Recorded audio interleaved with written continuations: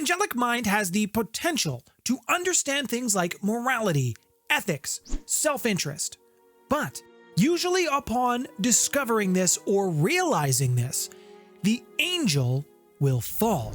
Angels in the world of darkness, specifically the Demon the Descent setting, they are very difficult to pin down, at least when it comes to a catch-all definition. In some ways, it's easier to explain what an angel is not, and that would be mortal. Angels do not determine their path in life. They do not determine their purpose. They are not naturally emotional beings, and they are not treasured servants. They are not valued children. They are not people.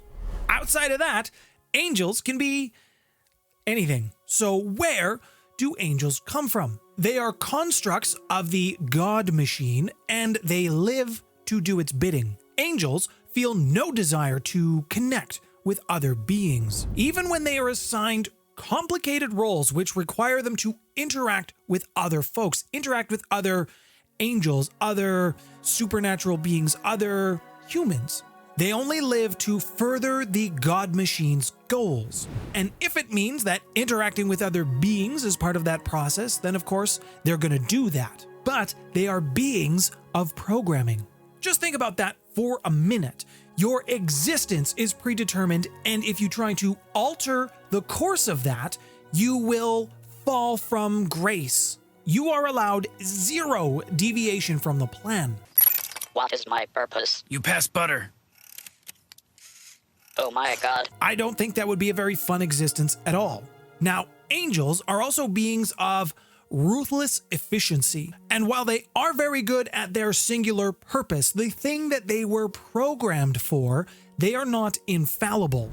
It is possible, though uncommon, for angels to fall in love with each other. And this happens very commonly when they are on mission together or when they interact together.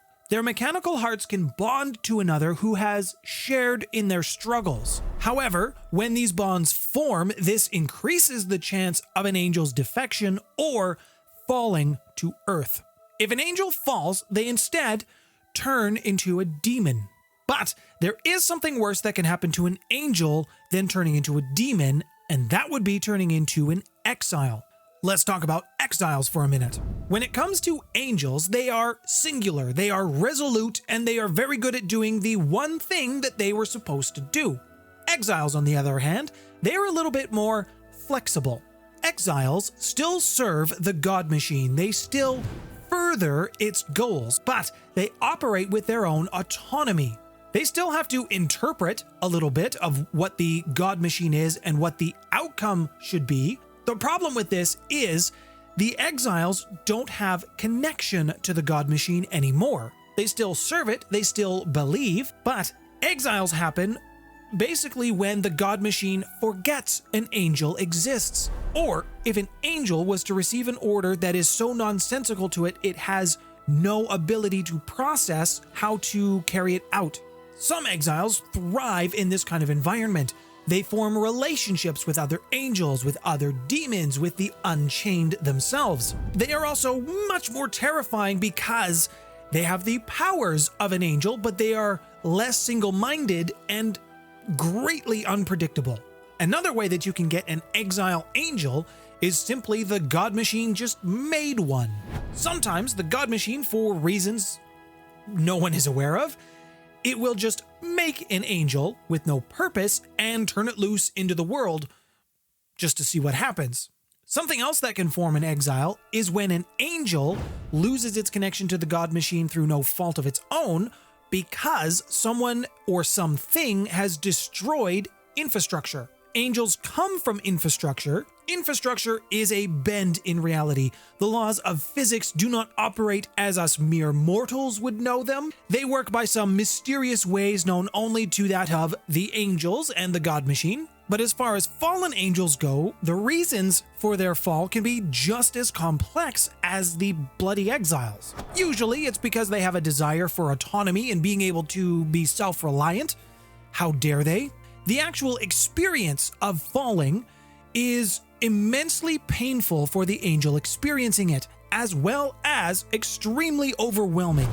Furthermore, when an angel falls and becomes a demon, it creates an effect on the world around it. Anywhere an angel has fallen, stigmatics around the area will feel the presence of this, they will feel the change, and they will try to track the angel down.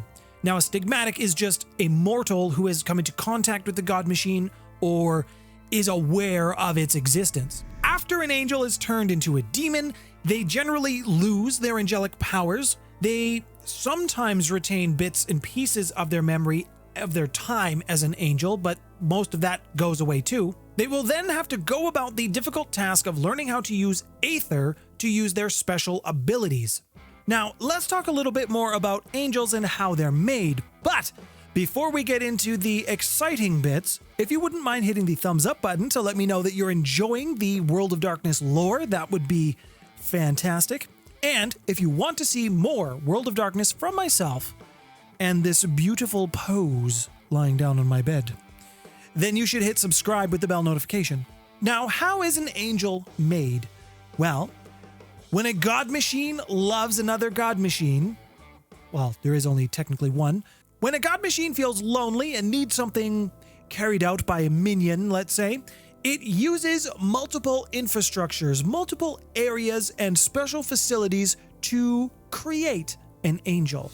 Now, the God Machine does have other creations that it makes, the Dalgas, the Clockwork Servitors, but the angels are more valued than those other creations, and they're good for the environment because an angel can be recycled. Typically, this only happens when an angel has fulfilled its purpose, it has lived out its usefulness. Sometimes, rogue angels are captured and brought back for forced recycling. When an angel is created, it is also not limited to just this human meat flesh form. There are definitely other geometric shapes, chimeras, light, darkness. It really just depends on the purpose, the protocol of the angel and why it is being created. Speaking about angels and their general purposes, these are also just going to be greatly simplified for those of you who are really interested in Demon the Descent. There is the Analyst Angel. If the God Machine had an HR department, internal accounting department, also a central intelligence agency, this would be it. They are primarily observers, casual recorders of the world around them. Destroyers are next. That one's pretty self-explanatory. Destroyers are hitmen. They are the assassins of the God Machine. They are the foot soldiers. If there is a barrier in the way of the God Machine's plan, the Destroyer will remove it. Guardians! You're immortal! How? You said it yourself, bitch. We're the Guardians of the Galaxy. No, not those ones. If the Destroyers are the weapons of the God Machine, then the Guardians are the shield. They are the defenders of infrastructure, defenders of its goals, of its strongholds. These are definitely some of the most stubborn angel types that you could run into. Unsurprisingly, the God Machine has messenger angels. When a messenger angel speaks, things change. The psychopomps. These are the mechanics of the God Machine. Angels to the God Machine are a bit like machinery. They are like code in a computer. And sometimes machines just break down. Sometimes code needs to be rewritten. Both of these things need to be upgraded at some point. This is the job of the psychopomps. I mentioned before that the angels get their power from their connection to the God Machine. This is actually something that is quantifiable, and it is called noumena. Noumena is what fuels the angel's abilities. Now, to a layperson, noumena looks a little bit supernatural. It is miraculous. However, to an angel or something that understands the power of noumena, it is no different than using a pulley system to pick something up. Angels also call their abilities protocols. Angels and the God Machine have a deeper understanding of the laws of physics, things that we as mere mortals haven't even begun to quantify yet or even begin to understand. This is the realm where the God Machine and the angels operate. However, if you're still curious about what the God Machine actually is, you need to click this video up here. Thank you to all of my patrons for your ongoing support of me and the channel, and for voting on this video topic today. It was a tiny bit late, but my life is chaos right now. My name's Nathaniel. Thanks for stopping by, everyone.